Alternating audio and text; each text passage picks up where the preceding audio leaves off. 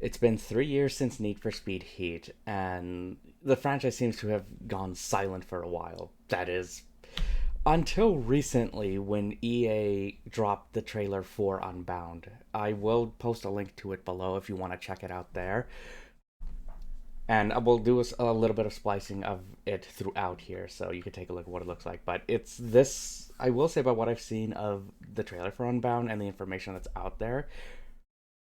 Need for Speed is going to be something pretty awesome, and it's already shot up to be a title that I can't wait to get my hands on when it's out on December 2nd. But we'll go over a couple of things that have been pointed out for it. So biggest things, at least aesthetics when it comes to Need for Speed, is they seem to have gone to back towards the underground style with it. So Underground 2, the Most Wanted, and Carbon there is what I'm getting from it.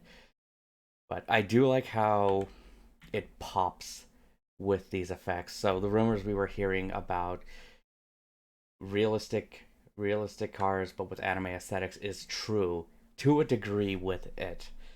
As stated on the Need for Speed website here, graffiti comes to life with an all new, unique visual style that blends elements of the freshest street art with the most realistic looking cars in Need for Speed history. So, one thing I'm curious to see, we saw a little bit during the trailer, but I want to see it in gameplay, is if these effects will pop up while you're playing the game and it's not just for, say, replays, for example, or something like that. So the biggest things is the map itself. So this takes place in Lakeshore here, and it seems like you still got your city, but you've got a lot more of the countryside as well when it comes to this stuff. So by the looks of this here, at least according to it, you start off here at Rydell's Rides, and they clearly pointed out everyone's got to start somewhere. Rydell's Rides will be your first safe house, allowing you to fix up rides, stash your cash, and duck from cops while your heat dies down. So there's still the idea of cop evasions and banking your rewards and I guess your heat levels, similar to what we saw in, say, Need for Speed Heat or even Rivals, for example. So I'm glad to see that kind of risk reward system come back here. I'm curious to see how like the flow of the city is like going around, like driving around the city is going to be one thing, but handling is going to be the thing that gets me with it. That's one thing I really enjoyed in both the Hot Pursuit 2010 and Most Wanted 2012 that Criterion both worked on. So I'm curious to see how their handling model is for this. So yeah, as it says here, the more you race, the more you build your heat. So I'm curious to see what these mechanics are, and do you have any tools at your disposal to go up against the cops and to escape them? Customization again is still going to be a big aspect. I do like the look of this. I do like the look of what they've shown here with customization, and then it's also the models themselves. They really going in with these aesthetics, and it's also been confirmed that that you can customize your character, so that's something similar from Need for Speed Heat. I don't know if it's going to have any gameplay aspects to it or if it's just, make your character stand out. If that's the case, I hope there's quite a bit to this here because that's one thing I did enjoy doing in Heat.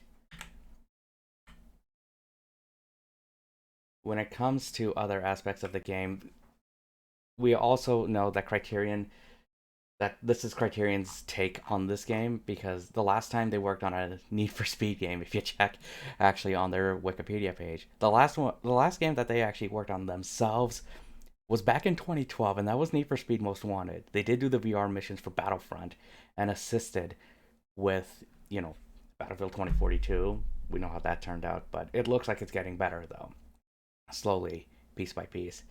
So they've worked with Dice, as you see, quite a bit, and even with Ghost as well. They even did a little bit of work on Heat as well, but in terms of their own developed stuff, yeah, it's Most Wanted back in 2012, so it's been over a decade since Criterion's worked on this.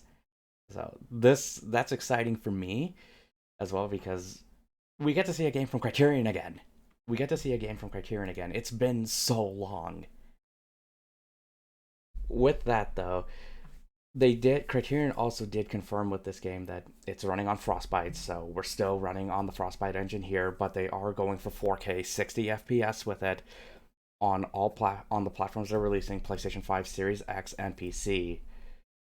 That's another interesting thing there with that too, because I know it was rumored before that it was going to be for last gen, but last gen's been dropped and they're strictly focusing on current gen. For me, I think that's a good idea. It's time to start phasing out the old consoles a little bit. You should focus on the new hardware because if you have to work on the older ones, you're kind of limiting your scope and stuff. It seems like.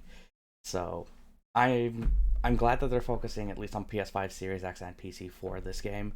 The other things that also have been pointed out with this is that it is an offline single player. There is an offline single player. There is still a multiplayer as well. You don't need to be online all the time in order to play this thing, which that's at least that's what I've heard, but I'm hoping that's going to be true and it stays that way. They are also making it focus on the soundtrack as well because the music, at least the trailer that they used for the track that they used for the trailer was ASAP Rocky's new track "Shit Me," which actually sounded pretty good and it fit with the vibe. The one thing that I also appreciated with Underground 2, and Most Wanted back in the day was its music, but it wasn't just strictly focused on like hip hop and rap. There was also aspects of rock music, and I would hope that there's going to be a variety of stuff when it comes to this game. So, on top of say original tracks, so we'll have to see if it fits within its style. We'll have to see if it fits there, but we'll find out more. And then they also put out the car list as you see here, which going by the total amount, there is going to be 143 cars in this game, which is quite a bit. I'm curious to see if they're going to be doing additional add-ons as well for the game. Hopefully not paid.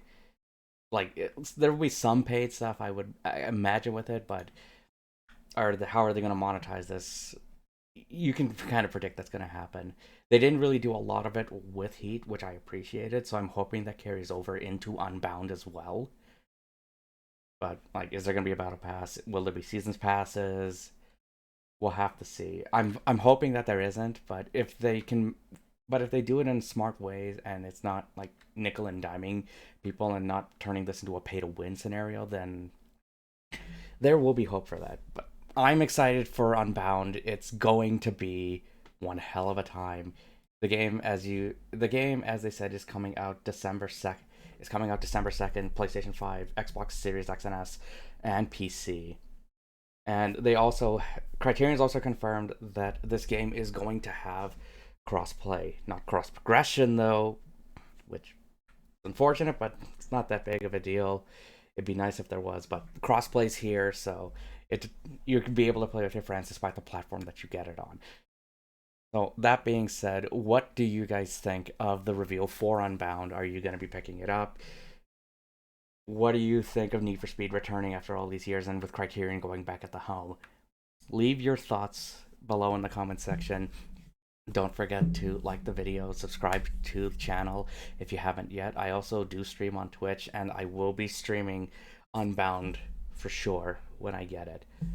So with that said, thank you all for watching. Until next time though, stay safe, and I will see you in the next one.